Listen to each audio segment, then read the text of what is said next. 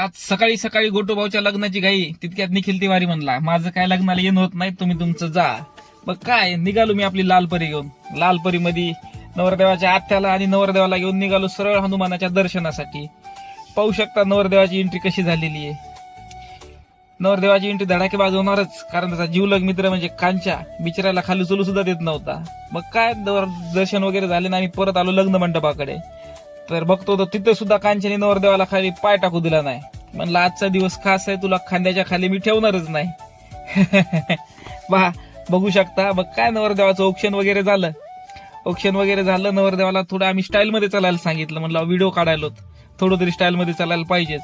आजचं वातावरण पण तुम्ही बघू शकता कसं झालेलं आहे. एकदम आनंदी आज वातावरण झालेलं होतं.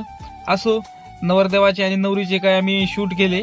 पाहू शकता किती छान दिसतंय आजचा व्हिडिओ पण. मग काय लग्न वगैरे लावलं, थोडी फोटोशूट वगैरे केली आणि बाकीच्या गटमटीत निघून गेलो.